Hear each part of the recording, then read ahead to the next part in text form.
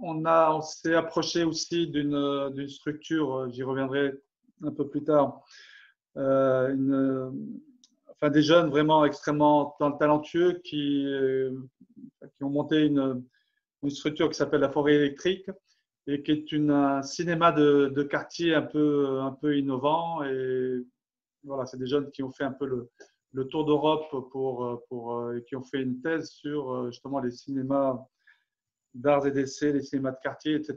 Et ils ont réfléchi sur une nouvelle forme de cinéma de quartier avec de la création, de la production, etc.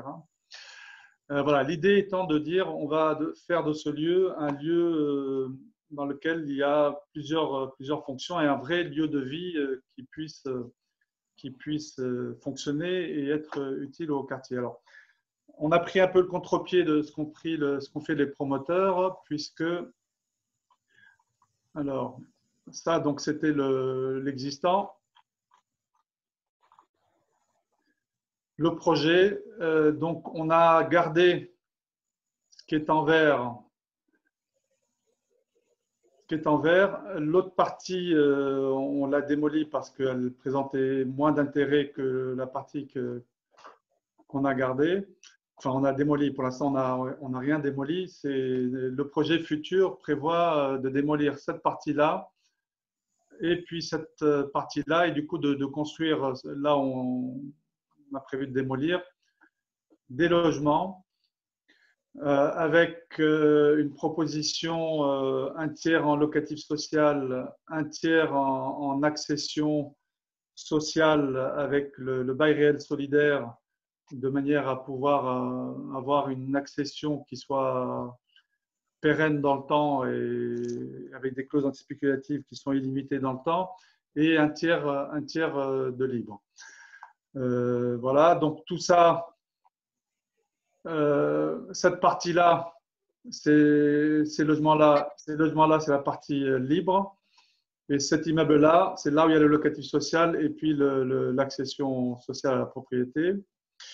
J'y reviendrai par la suite. On a travaillé aussi sur des formes d'habitat un peu, enfin, qui nous semblaient être plutôt bien adaptées à l'esprit du projet. Donc, tout ça en habitat participatif. Et puis surtout, on s'est rapproché des associations de quartier pour associer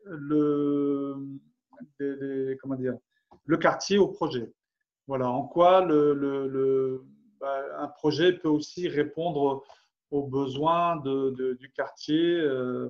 On a travaillé notamment sur une salle qui sera ouverte sur le quartier. Et toute cette notion d'économie sociale et solidaire va aussi, je dirais, interagir un peu avec le quartier. Le dernier point, l'élément complémentaire sur lequel on a travaillé, c'est que comme ces locaux que l'on doit démolir ou réinvestir, en fait, on ne va pas pouvoir les libérer de manière immédiate, mais plutôt au fur et à mesure, parce qu'il fallait que les archives départementales puissent déménager dans un nouvel endroit où ils étaient en train de construire, que la police municipale aussi puisse trouver un autre lieu. Donc, on avait tout un phasage en fait, de libération des lieux. Et du coup, on a travaillé avec une structure qui s'appelle Intercalaire, qui est une structure qui a travaillé notamment sur un projet qui s'appelle Les Grands Voisins à Paris, sur l'occupation temporaire des locaux, voilà, pour que les lieux soient vifs, même si les bâtiments se libèrent au fur et à mesure, le temps qu'on soit en capacité de faire le projet. Voilà, que vous dire de plus? Bon, là, je vais passer cette slide.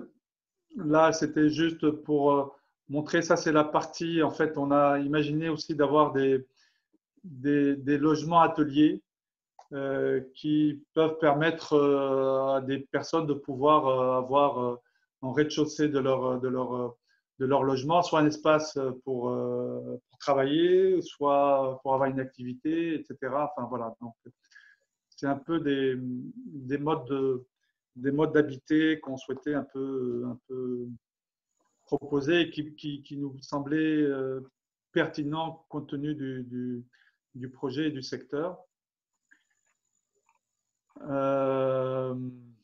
Bon, là, c'est plus, on ne voit pas beaucoup d'ailleurs. En fait, on a travaillé sur. Tout à l'heure, je vais vous présenter un peu les différentes structures de l'économie sociale et solidaire qu'on a réussi à mobiliser.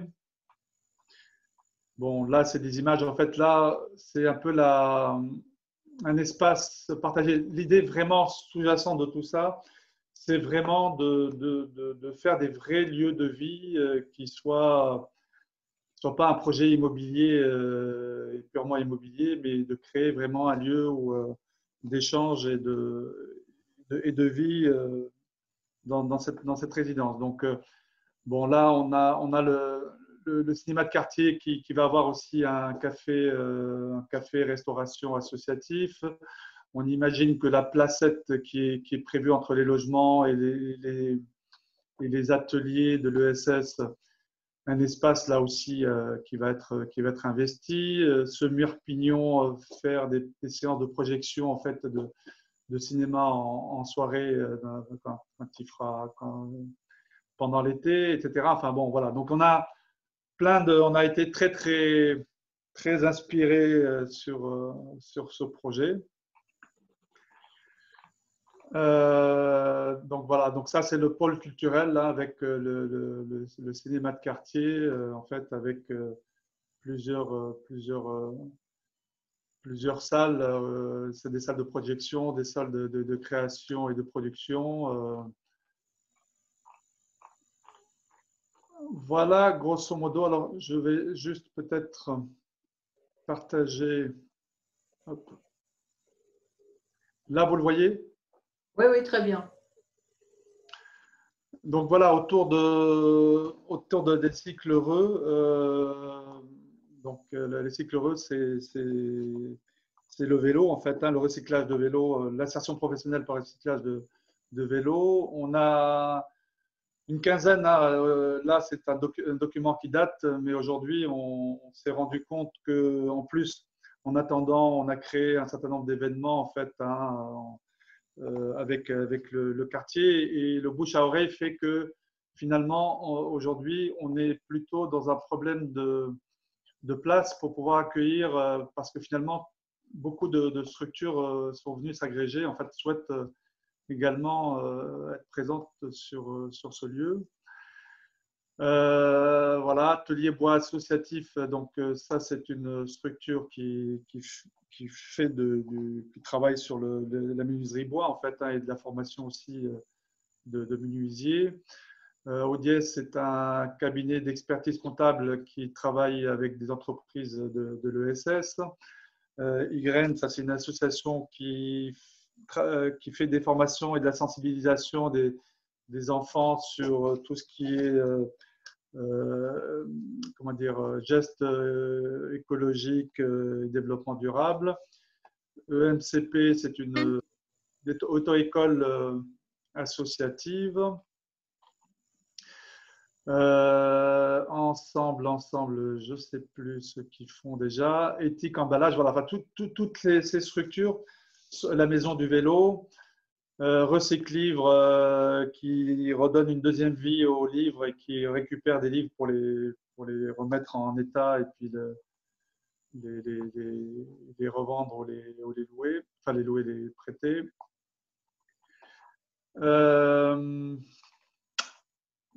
Voilà ce que je peux vous dire sur ce projet. Alors, du coup, je ne sais plus combien de temps j'avais, et puis surtout, je suis surtout prêt.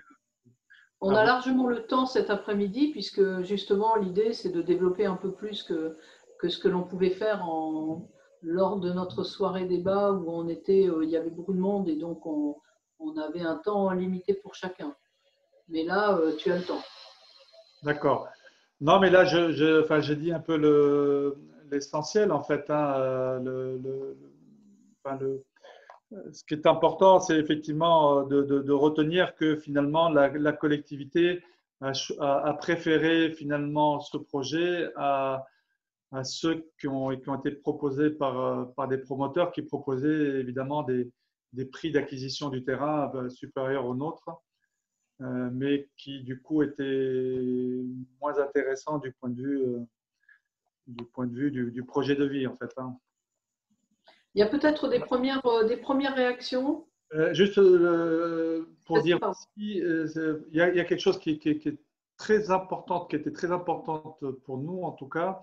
Alors parce que moi j'étais un peu, je vais peut-être choquer certaines personnes, ennuyer certaines personnes, je ne sais pas.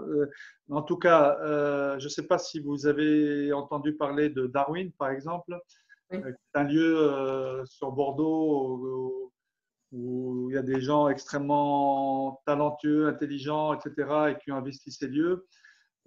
Et nous, on a été presque, comment dire, on avait un projet en habitat participatif à côté et on voulait faire la première réunion d'information dans ce lieu.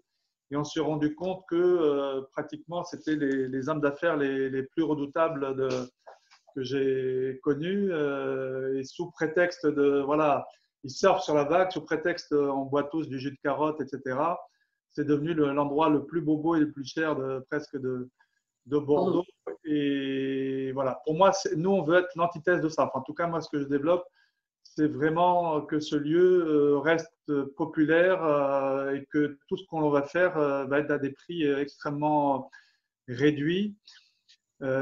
Et l'organisme de foncier solidaire et donc le BRS, cette accession sociale, restera pérenne. Et donc, c'est vraiment quelque chose qui est contre la gentrification et qui va permettre d'avoir, à côté de la gare Matabio, assez bien située à Toulouse, un lieu qui restera toujours accessible au plus grand nombre et non pas un lieu qui du coup, se boboise et devient très cher et où les gens de revenus moyens et modestes ne peuvent plus se loger. Voilà. Ouais. Ce qui paraissait intéressant également, et ce que tu as très bien développé, je te remercie, Imed, mais c'était le côté à la fois projet de développement logement, tout en maintenant une vie associative, tout en maintenant un développement économique, puisqu'il y a de l'emploi, il y a un certain nombre de choses qui vont se faire. Il y a de la culture, il y a un pôle culturel, voilà, il y a des choses qui aujourd'hui ne parlent pas. Enfin, en termes d'ESS, on entend rarement parler de l'économie sociale et solidaire versus culture.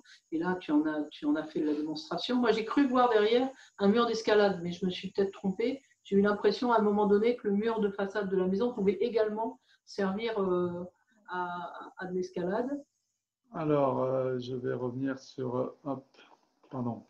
Photos sur lesquelles on a l'impression… Voilà. C'est là, c'est ce fameux mur en fait qui est le mur pignon de l'immeuble qu'on réalise et qui est autour de cette place où il va y avoir des échanges. Alors si je reviens sur le plan du projet, voilà. Là, il y a une cour commune qui va être une cour qui va être là, il y a la partie cinéma, là, il y a la partie ESS, et là c'est la partie logement. Et cette cour commune, c'est là où voilà, on se dit que cette cour, il faut qu'elle soit investie, que ce soit par le café qui va déborder, et ce mur pignon, lui donner une fonction. Alors voilà, mur d'escalade, projection éventuellement à l'extérieur plutôt qu'au cinéma quand il fera chaud cet été, etc. Enfin voilà. Et après, il y a tout un enjeu aussi de gouvernance de tout ça en fait, hein, parce que c'est une des questions il y a une question qui est posée tout d'abord, ouais. c'est effectivement Mathilde qui demande est-ce que ce type de projet serait possible en Pays Basque ou y en a-t-il un en cours? Je ne pense pas qu'il y en ait un en cours, mais est-ce que ça serait possible, envisageable tout au moins?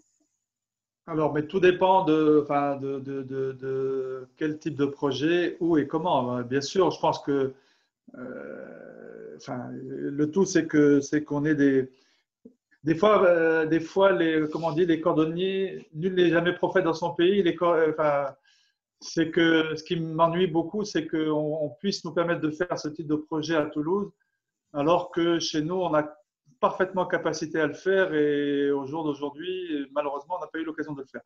Je dois juste préciser qu'aujourd'hui, on a un projet à Tarnos, où là, la mairie a été vraiment séduite par ce projet de Toulouse et on est sur quelque chose qui ressemble beaucoup.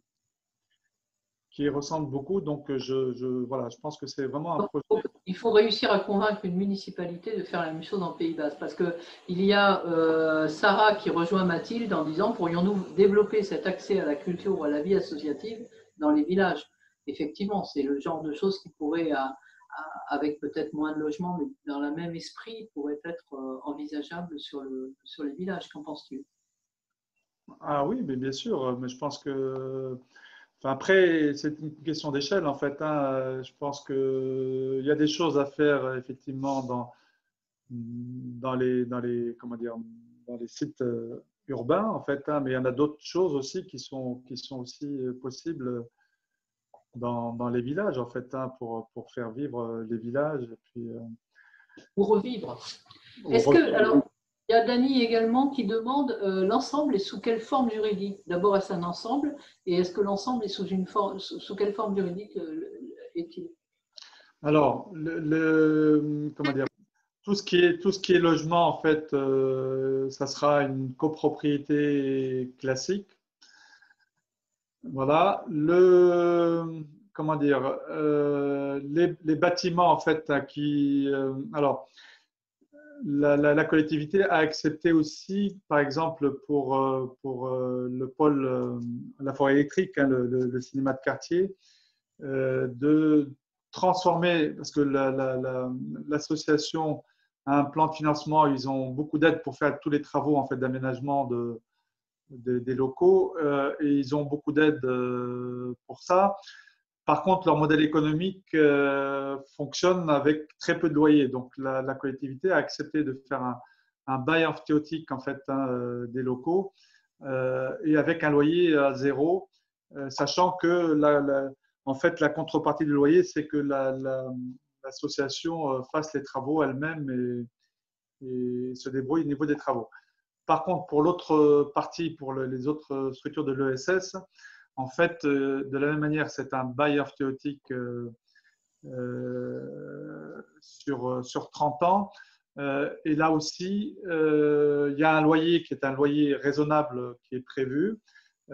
Et tous les travaux qui vont être engagés par les structures de l'ESS, l'idée, c'est de dire comment transformer la valeur travail en valeur numéraire. Et donc, ces travaux sont traduits en loyer gratuit pendant une durée qui correspond au montant des travaux qui vont être réalisés. Donc, en fait, il n'y a pas de structure juridique d'ensemble, mais des structures juridiques pour chacun des pôles Oui, qui constituent ce quartier. c'est ça. Par contre, le pôle ESS, d'ailleurs, a été accompagné mince, je ne sais plus comment ça s'appelle maintenant. En fait, c'est quelque chose qui est financé, qui permet aux structures de se structurer, de voir un peu quel serait le meilleur montage juridique. Oui, par un DLA ou par un DLA, c'est ça. Ils ont fait un DLA. dispositif local d'accompagnement parce qu'on parle souvent en sigle, mais voilà, un dispositif local d'accompagnement que nous avons également au Pays Basque d'ailleurs. C'est ça, c'est ça, c'est ça. Et en fait, ils sont en train aujourd'hui d'avancer sur une structure coopérative dans laquelle ils seront tous en fait et qui sera l'interlocuteur de la collectivité. La collectivité ne voulait pas forcément avoir affaire à 15 structures. Donc, voilà.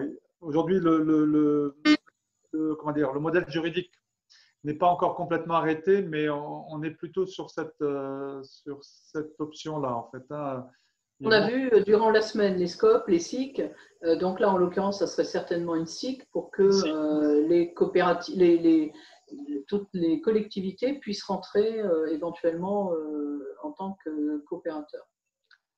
C'est ça. Ça serait une SIC dans laquelle il y aurait l'ensemble des structures de l'ESS.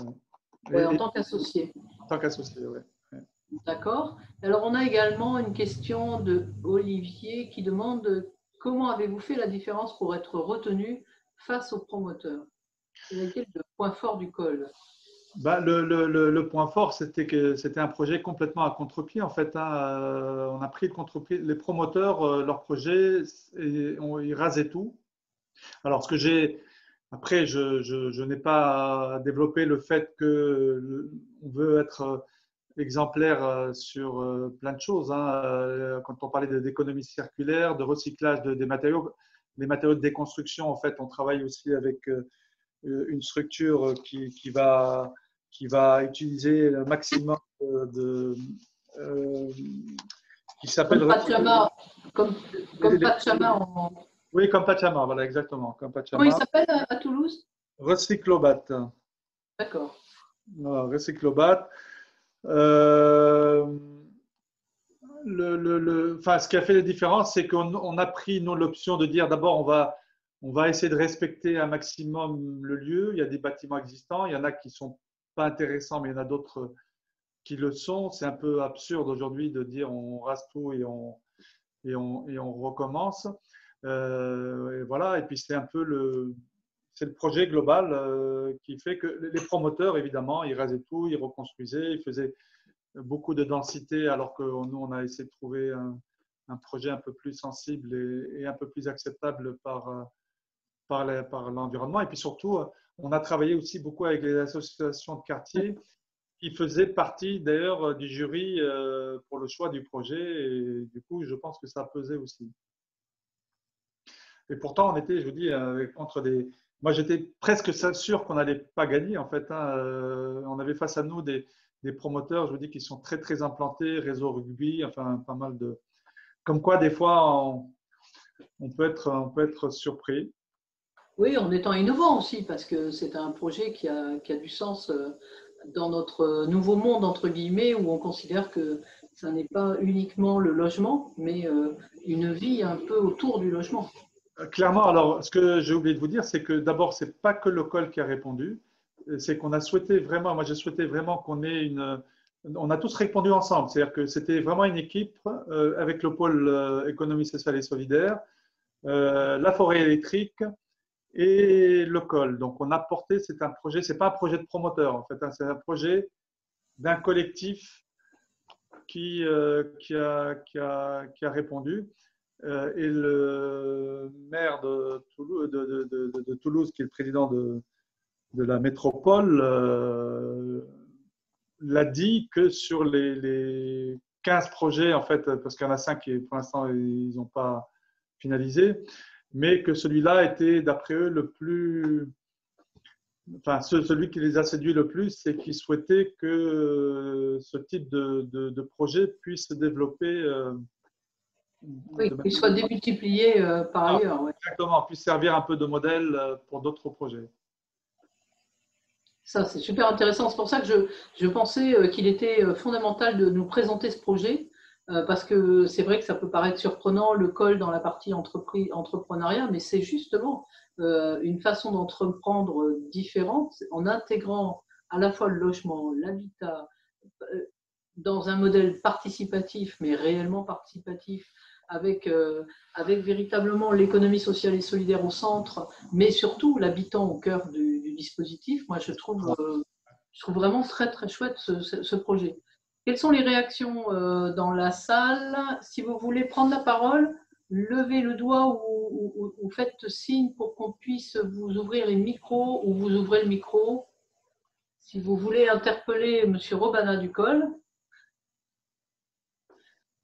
Non, il n'y a aucune. Ah, il y a. Oui. Ah. Bonjour, enfin merci plutôt déjà pour la présentation de ce projet qui est fortement parlant puisque je trouve qu'aujourd'hui au Pays Basque il manque de dynamisme dans certains villages. Certes, il y a la culture qui est déjà présente, il y a quand même pas mal de choses qui se font. Je suis moi-même, je représente l'association des Génies Verts qui qui développe des jardins permacoles un petit peu partout, et notamment avec Graines de Liberté, Biodiversité, Libre Cueillette et d'autres partenaires. Et aujourd'hui, j'ai assisté donc hier aux structures, enfin la présentation des différentes structures, donc la SCOP et la SIC. Et quand je vois le projet que vous avez mené et qui s'est démarqué, j'imagine qu'aujourd'hui, dans l'existant, dans ce qui nous entoure, par exemple, moi je suis sur Ustaritz, et d'ailleurs j'ai acquis un bien par le col. Du coup, je fais partie du club des coopérateurs. Vous êtes coopérateur. Voilà, je suis peut-être ambassadrice, je ne sais pas, peut-être plus tard. Ouais. En tout cas, dans l'idée, alors je ne sais pas du tout comment, parce qu'on a des projets quand même avec les Génivers et il y a des choses qui bougent sur Ustaritz. Mais au niveau du territoire, c'est très dispatché, c'est très… il n'y a pas de bourg, en fait. Enfin, il y a un bourg, mais il n'y a pas… il n'y a pas de cinéma, il n'y a pas de vie associative avec un centre culturel. Tout est éparpillé. Donc là, aujourd'hui, réussir à créer quelque chose, je sais pas trop comment on peut partir d'un postulat de départ et d'amener un projet. Voilà, comment tout commence, quoi. Alors, effectivement, mais tout commence souvent par les élus, en fait, hein, parce que ça part souvent d'une volonté d'élus. Alors, nous, on peut être force de proposition, en fait. Hein. Nous, on peut, moi, par exemple, on a réussi à convaincre la mairie de Tarnos, c'est parce qu'aussi on leur a donné envie en leur présentant ce projet. Donc, enfin, ce qu'il faut, c'est aller voir les mairies et puis voir avec eux, voilà, dans quel lieu, est-ce que ça leur parle ou pas, est-ce qu'il y a des choses qu'ils veulent faire ou pas. Mais forcément, ça part d'une volonté politique, en fait. Hein. C'est très difficile de se dire, tiens, on a un terrain là, on va essayer de faire ça. Ça peut aussi, mais disons qu'il y a quand même le politique est quand même très important dans ce type de projet. Surtout que, bon, souvent, le modèle économique est toujours un peu difficile si on veut faire quelque chose d'exemplaire. Hein, parce que si on part toujours sur, malheureusement, des terrains qui se vendent au plus offrant, forcément, le plus offrant, c'est celui qui va faire le maximum de densité, c'est celui qui va faire des logements les plus chers possibles, etc. etc. Voilà. Donc, à un moment donné, il faut qu'il y ait une volonté politique, il faut mettre autour de la table un peu tous les partenaires qui sont en capacité d'accompagner ce type de projet. Mais nous, on est évidemment partants. Hein. Vous avez bien compris qu'on est partants pour faire des projets comme ça qui nous semblent être du sens, qui ont du sens et qui nous semblent être vraiment ce qui peut… Enfin, aujourd'hui, il faut arrêter, enfin, il faut qu'on fasse vraiment des lieux de vie, l'acceptabilité des projets, tout ça, c'est fondamental au niveau de tout ce qu'on produit comme logement aujourd'hui. Alors, il y a Sylvana qui voudrait poser une question, puis ensuite Mathilde qui en pose une autre. Mais Sylvana, est-ce que tu veux ouvrir ton micro ou veux-tu parler par ma voix? Est-ce que tu ouvres ton micro?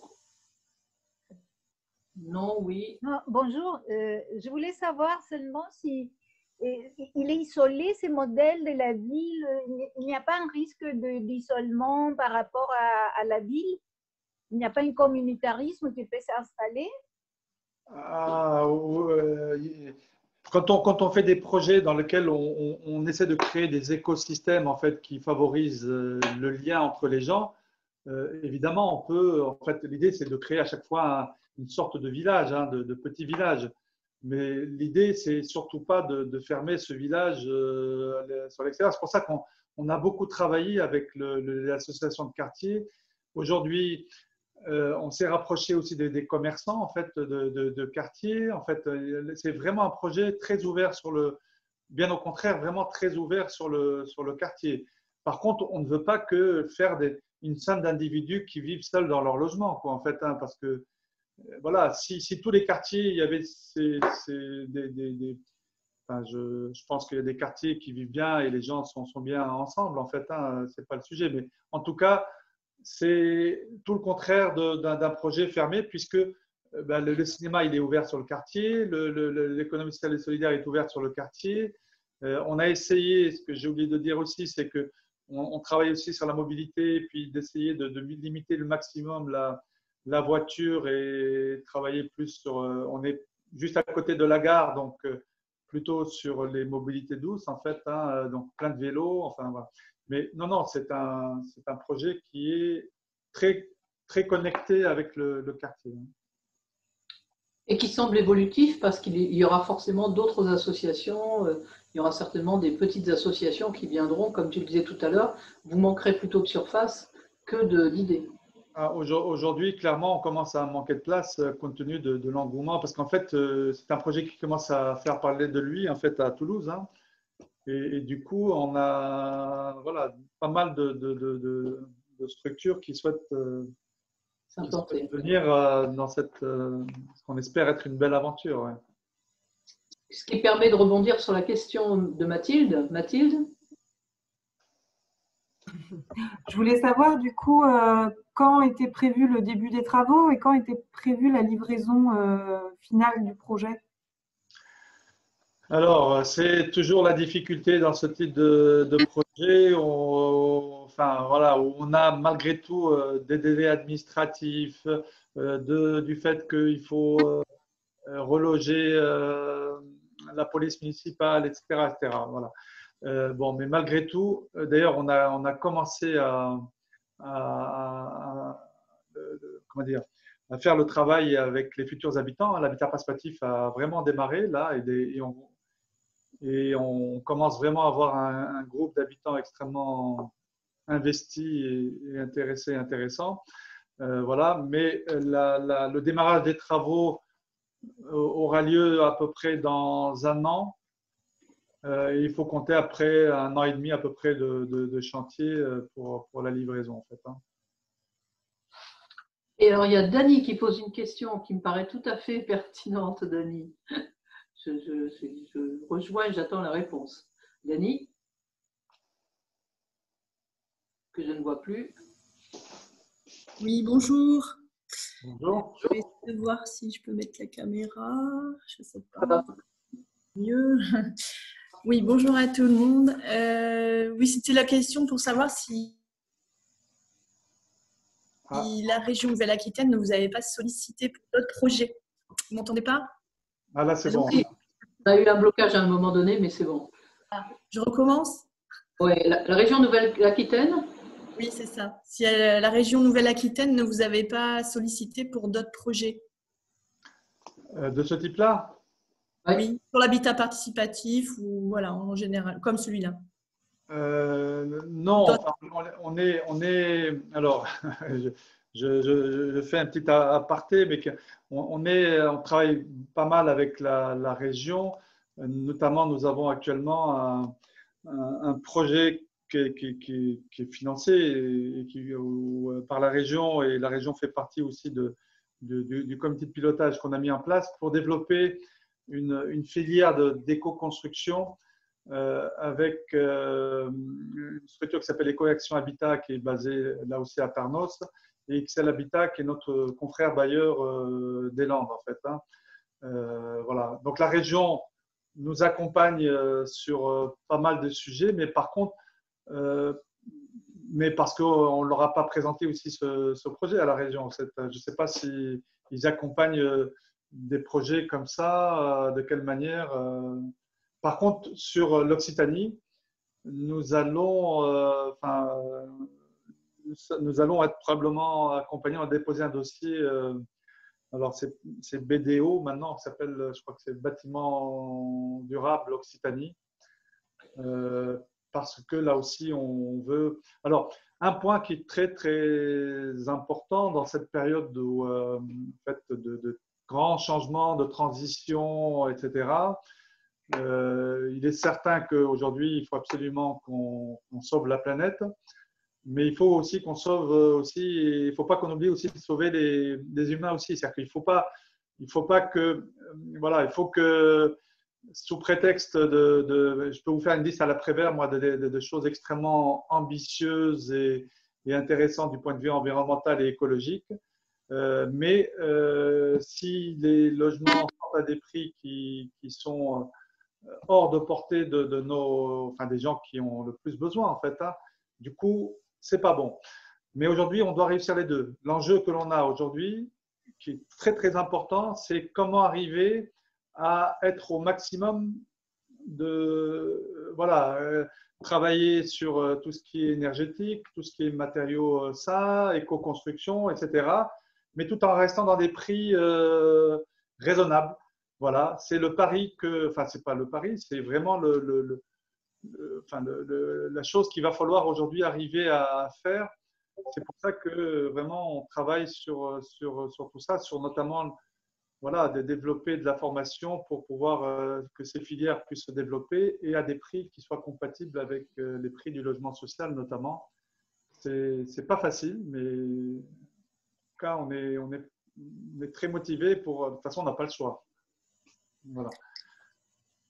C'est pas vous. Enfin, ma question, elle était pas anodine. C'est parce qu'il me semblait avoir vu le COL associé sur des nouveaux projets justement avec la région Nouvelle-Aquitaine. Alors, j'ai dit ah tiens, c'est autre chose. Alors, j'ai peut-être pas. Oui, non, mais on a pas mal de choses avec la région Nouvelle-Aquitaine. C'est vrai qu'ils nous accompagnent dans pas mal de projets. Ouais.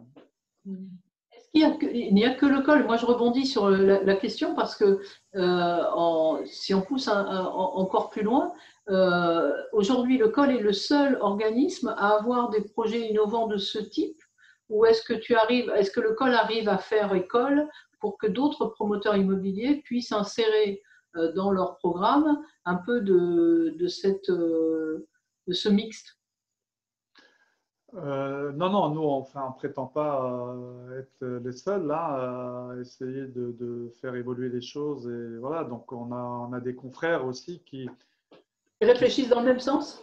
Alors, je ne sais pas, enfin, chacun réfléchit un peu à sa manière. Il y a aussi des prises de risques que les uns et les autres peuvent prendre ou pas. Nous, la force que l'on a, c'est qu'on est quand même une structure à taille relativement humaine. Enfin, on a moins de 50 personnes. Et puis surtout, il y a un côté un peu militant aussi. Il faut y croire. C'est des projets qui sont complexes. Vous savez, faire de l'habitat associatif, c'est des projets qui sont éminemment complexes, en fait, qui sont vraiment extraordinaires quand ils réussissent pour les habitants, etc. Mais il y a un côté aussi militant.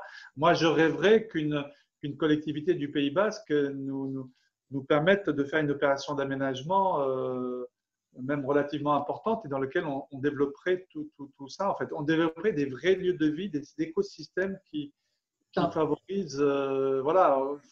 Faire des logements comme on produit des yaourts, ça n'a pas de sens pour nous. Enfin, on n'est pas là pour ça, en fait. On est là pour vraiment créer des lieux où les gens se sentent bien, où les gens comprennent que finalement, d'être ensemble, on est plus fort. Enfin, voilà, cette intelligence collective, je pense qu'elle devient nécessaire, surtout par les temps qui nous attendent. En fait, malheureusement, on est dans des temps qui deviennent difficiles.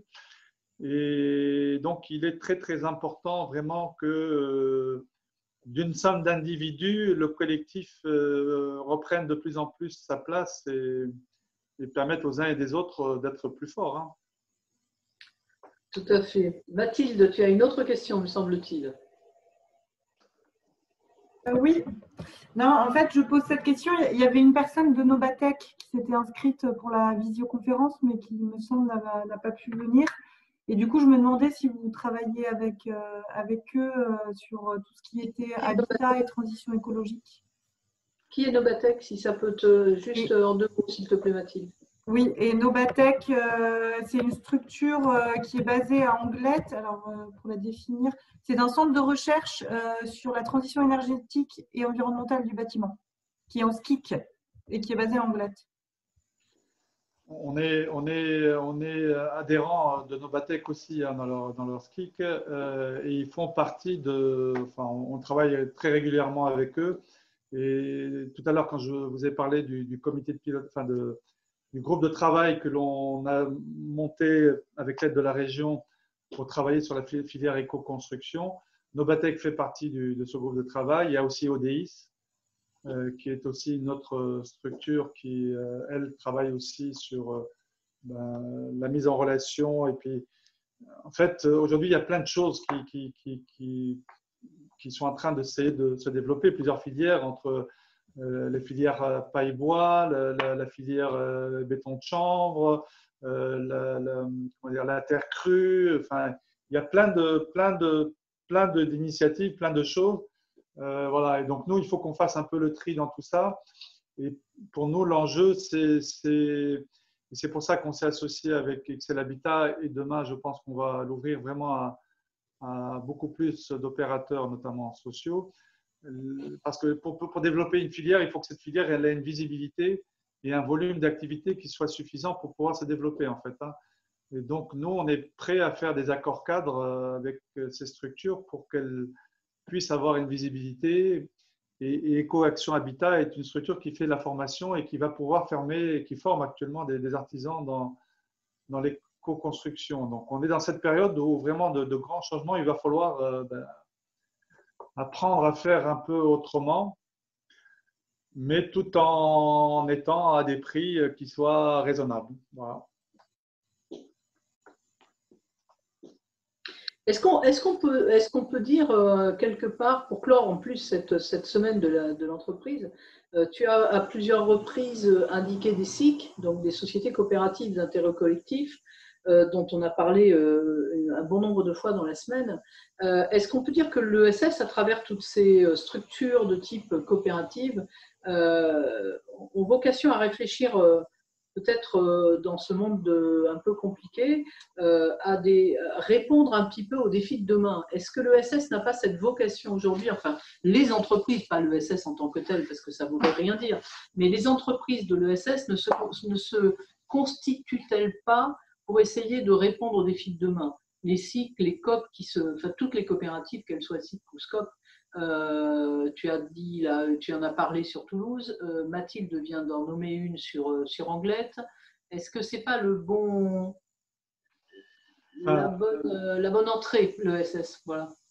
Moi, je suis convaincu que la SIC est un modèle quand même qui est très étonnant. Quand même, comment une déconnexion entre le capital et les droits de vote, c'est quand même quelque chose de très, très particulier. Mais il me semble qu'il y a déjà des SIC qui sont, enfin, le Pays Basque d'ailleurs est assez fort. Est assez fort en fait. Il y a beaucoup de choses qui se passent un peu dans le Pays Basque et les SIC sont assez présentes. Mais je pense qu'effectivement, dans cette transition qui est complexe, etc., je pense que ce qu'il faut qu'on retienne, c'est que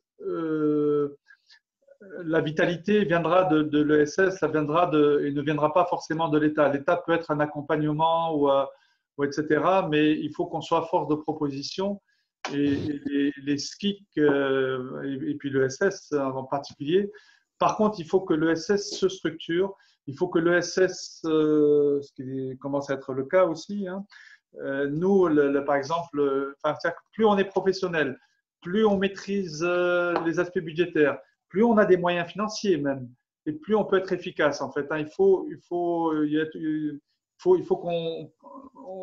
passer des étapes et notamment se donner les moyens de réussir et que voilà, parce que souvent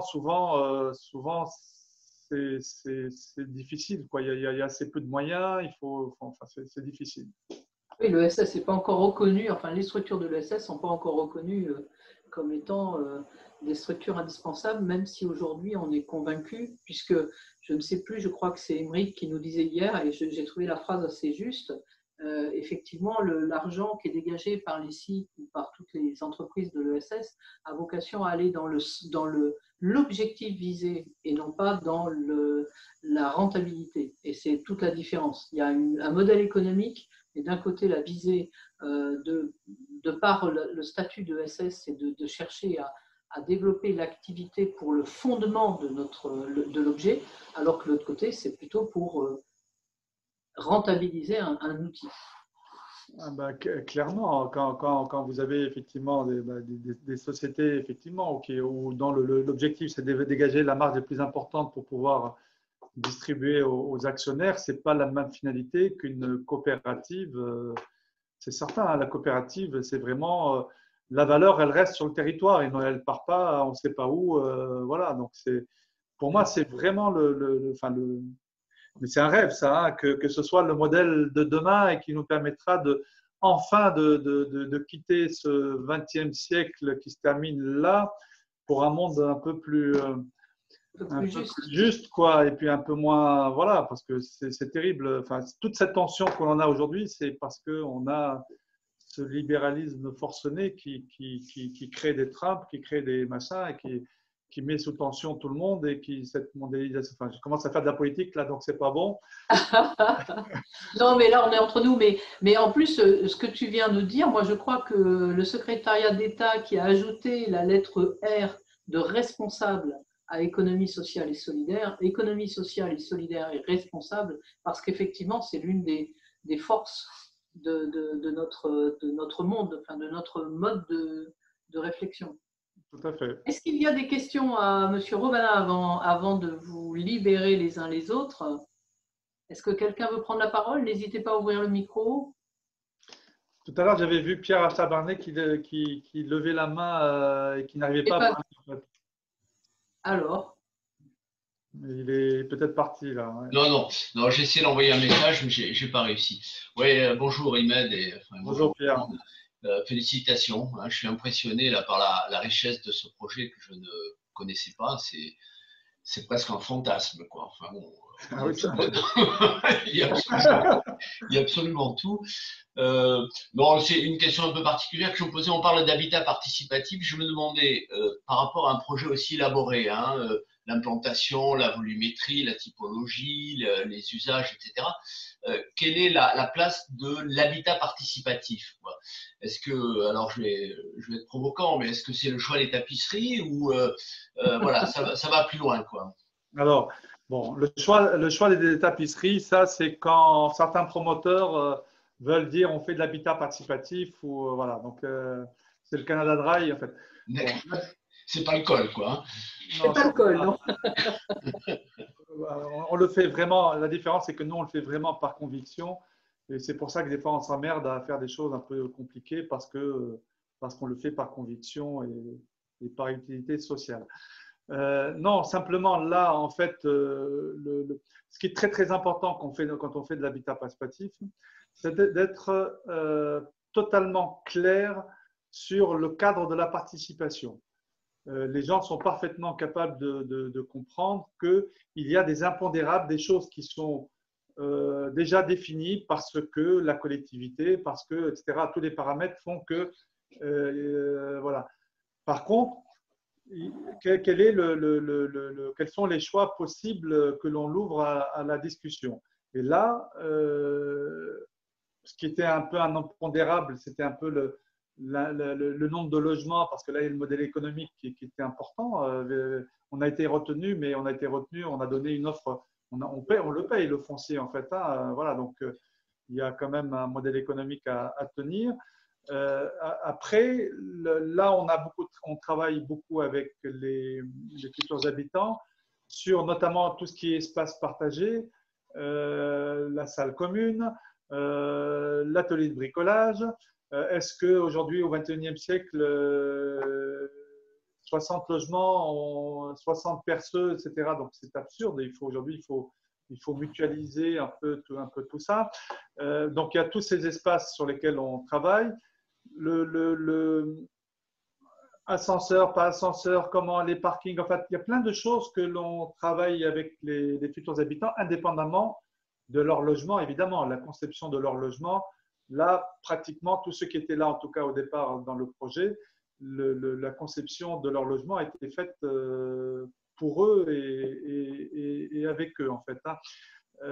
Étant entendu que pour nous, la participation des habitants est importante pour qu'ils investissent leur lieu de vie, etc.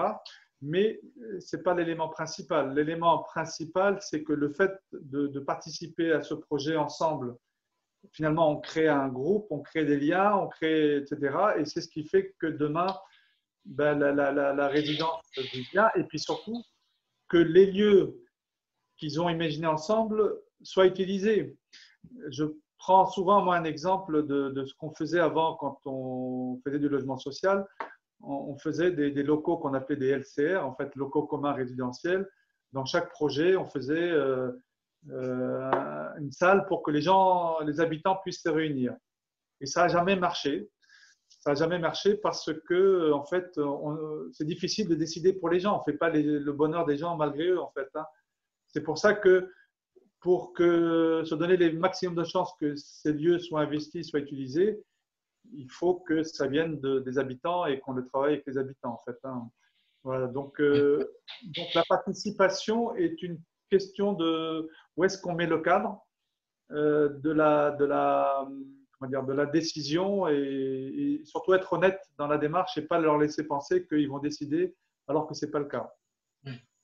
Il y a la question de la durabilité de la démarche, quoi. Enfin, alors c'est une question bateau, hein, mais donc là on travaille avec un groupe de partenaires, hein, que ce soit les gens qui vont vivre là ou qui vont travailler là.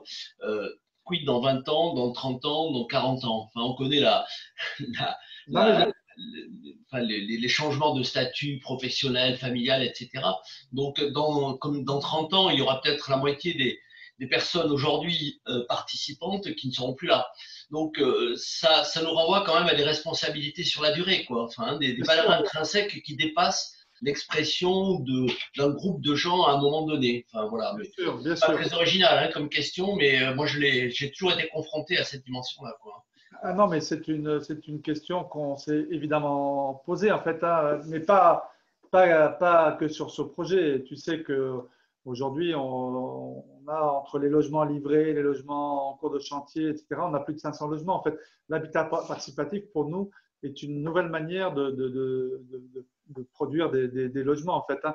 Du coup, toutes ces questions, évidemment, on se les pose. Alors, nous, il y a deux impératifs quand on fait de l'habitat participatif.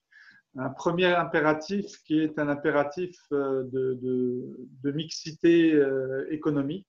C'est-à-dire qu'en fait, moi j'ai visité des projets à Strasbourg, à Grenoble, etc., très vertueux, etc. Souvent, c'est des toutes petites unités d'une dizaine de logements. Premièrement, c'est qu'un espace, enfin une salle commune, une buanderie, une chambre d'amis, etc., quand on a aussi peu de logements, donc ça fait des logements qui sont chers et donc ça fait des logements pour des gens qui ont des revenus relativement importants. Nous, on s'appelle quand même le comité ouvrier de logement. Notre principe, c'est comment rendre l'habitat participatif accessible à tous, voilà, et notamment à des revenus modestes. C'est pour ça que pour nous, la taille minimale, c'est 15 logements. En dessous de 15 logements, on ne sait pas faire parce que ça sortirait à des prix trop importants. Le deuxième point, c'est aussi une mixité socio-culturelle. J'ai très souvent vu, et d'ailleurs la coordination qui est un peu la structure qui coordonne les mouvements citoyens dans l'habitat participatif, à un moment donné, il y a eu des rencontres en fait, où j'ai été.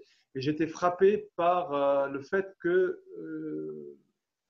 les gens se ressemblent tous, en fait, finalement. Hein, et ça, pour moi, c'est juste pas possible. C'est tout le travail que l'on a, nous, c'est comment amener des gens qui sont à milieu de ces milieux-là, qui sont à milieu de cet idéal, en fait, etc., comment les amener à comprendre tout l'intérêt finalement d'être dans ce type de projet parce qu'ils vont faire des économies en mutualisant, parce qu'il va y avoir une solidarité qui va se créer et que demain, dans un monde qui va devenir plus et plus difficile, finalement, ils seront pas si mal. Je ne dis pas que c'est facile, mais en tout cas, on y arrive. Alors, pour terminer de te répondre sur ce point, alors, Le principe, c'est que tout ce que l'on fait, la salle commune, etc., soit réversible. C'est-à-dire qu'on prévoit dès le départ que ça puisse redevenir soit en logement ou voilà. Donc, ça veut dire quoi? Ça veut dire qu'au pire, ça redevient une copropriété classique qu'on aurait fait de toute façon. Du point de vue juridique, c'est une copropriété. Tout est fait pour que les choses soient facilement réversibles. En fait, on ne fait que créer un écosystème qui favorise le lien social, la solidarité, la mutualisation, le vivre ensemble, etc. Mais enfin, si les gens, enfin, et chaque projet est unique. Et c'est pour ça qu'il ne faut pas non plus se faire trop de, comment dire, de fantasmes en fait par rapport à ça, etc. C'est-à-dire que comme c'est des projets qui sont profondément humains, eh ben c'est soit l'intelligence est liée et ça marchera, et si elle n'y est pas, ben, tant pis, c'est pas grave. C'est-à-dire qu'au moins on l'aura tenté, et peut-être le risque c'est que ça marche en fait. Hein. Et alors si ça marche, plus il y a de logements, plus l'état d'esprit peut rester, parce que même s'il y a des rotations, qu'il y a des reventes, c'est ce que j'allais dire. Voilà, si c'est un projet de 5-6 logements, s'il y a 2 ou 3 qui s'en vont, ça y est, tout change en fait. Mais 50 logements, le temps que ça tourne, il faut, et puis les nouveaux, en fait, comme ils rentrent dans le même état d'esprit, donc il y a une sorte de continuité. Et il y a eu des expériences, même en France, en fait, il y a eu des projets qui étaient assez importants et qui continuent, hein, en tout cas, qui se transforment. Après, encore une fois, enfin, je pense que ça fait partie des cycles de la vie. En fait, hein, il y a des moments où ça doit être comme ça, et d'autres moments, ça doit être.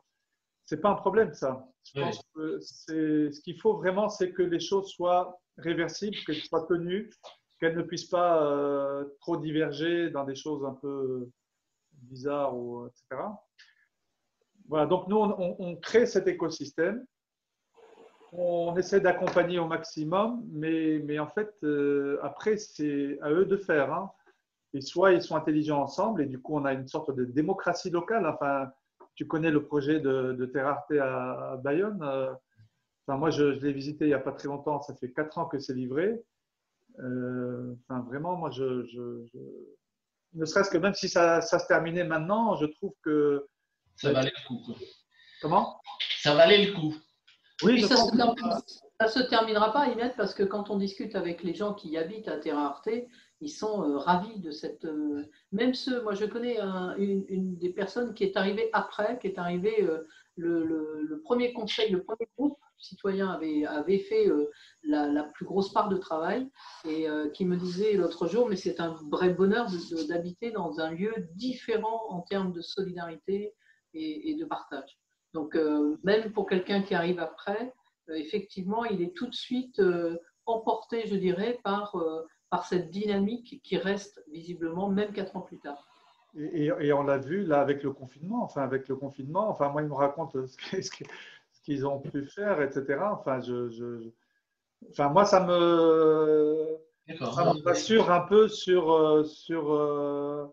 enfin, ça me rend un peu plus optimiste avec tout ce qu'on vit aujourd'hui, tout ce qu'on voit, quoi, que c'est possible de faire des projets comme ça, c'est possible qu'il y ait des intelligences. Il y a Sarah d'ailleurs qui met une petite… Sarah?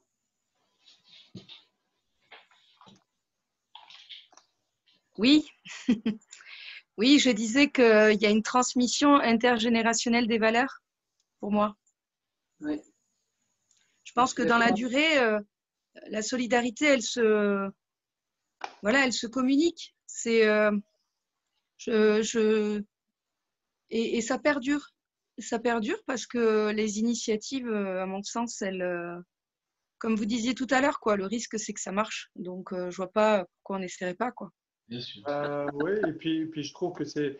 Enfin, quand des enfants aussi… alors, la semaine dernière, on avait passé une vidéo qui résume un peu comment ça peut vivre, en fait. Hein.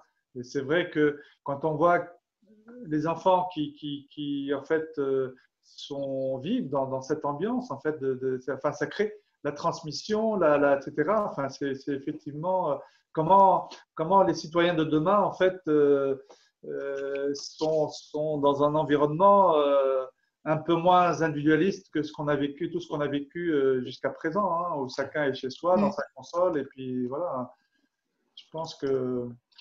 Voilà, alors après, il faut encore une fois, je vous dis, c'est des projets qui sont complexes. Hein. Pour nous, c'est très compliqué parce que c'est comme si on faisait 46 logements, 46 maisons individuelles avec les choix des uns et des autres, gérer des gens qui viennent, qui s'en vont, etc.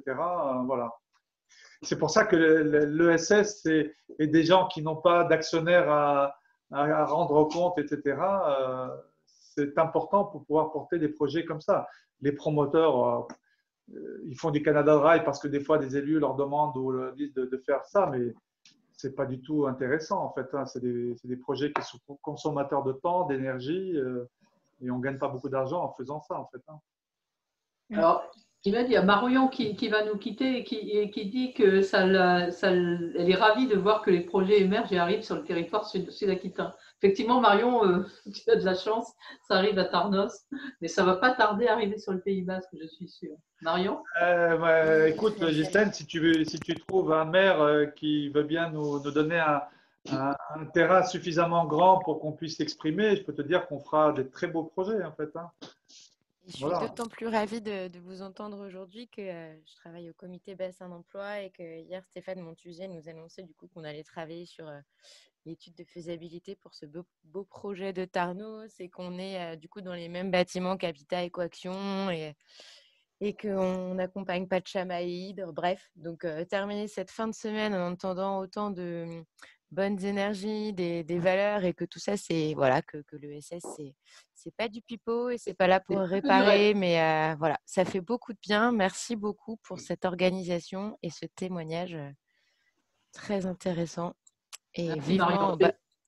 J'ai bien fait de demander à Imed, j'ai insisté lourdement pour qu'il vienne présenter ce projet, parce que ça doit être à Toulouse et pas au Pays Basque. Je trouvais que c'était inspirant pour nous tous, d'où qu'on soit, que ce soit Kitri à Paris, Dany à Bordeaux, Sarah à Cambo et tant d'autres, c'est vraiment chouette. Ouais, merci. Et le projet à Tarnos va avoir cette même énergie, cette richesse en fait. Hein. Vraiment, c'est un projet qu'on fait en coproduction de projet avec la mairie de Tarnos. Vraiment, je pense que ça va être une très belle énergie aussi, un très beau projet aussi. Je sens que je vais déménager, moi. Bon, vous m'accueillez à Tarnos, Marion? Oui, complètement. Mais non, mais ça serait bien qu'on fasse ça, je ne sais pas, moi, à Biarritz, à Bayonne, à Anglet. À la place de l'hôtel du Palais, par exemple. Je sais pas trop. Non, je plaisante. C'était vraiment une boutade, ne le prenez pas autrement. Non. Je vous souhaite un bon week-end, du coup, je dois filer. Merci beaucoup et à bientôt alors. Merci. Marion, à la semaine prochaine. Oui, à la semaine prochaine. Au revoir. Au revoir. Alors, est-ce que d'autres personnes ont envie de prendre le micro sur cette belle initiative du COL et ce beau projet? Non? Personne? Bon, Imed, il nous reste à te remercier sincèrement d'avoir accepté de présenter cela. Avec plaisir. Et puis, à souhaiter à tous un excellent week-end. N'hésitez pas la semaine prochaine à vous inscrire pour les diverses interventions qu'a prévues Mathilde. Et il y a vraiment de la matière également de la semaine prochaine, et en particulier jeudi soir, où on vous propose de vous inscrire sans réfléchir. Parce qu'on aura ça va être une journée très très dense avec. On n'a pas tous les projets de recyclerie, ressourcerie du territoire parce que il y en a beaucoup et qu'on n'avait pas le temps de tout présenter, mais on les présentera aussi au cours de l'année et on en présente un certain nombre en essayant de présenter des projets qui sont à l'intérieur, mais aussi sur la côte, et puis pour montrer la diversité des projets. Donc, voilà. On a bien noté que les Génies Verts, on présentera aussi votre projet. Je suis sûre que vous viendrez un mardi pour les mardis de l'ESS et qu'on fera une belle soirée en présentant votre projet. Avec grand plaisir. Avec grand plaisir. Merci beaucoup. Bon week-end à tous.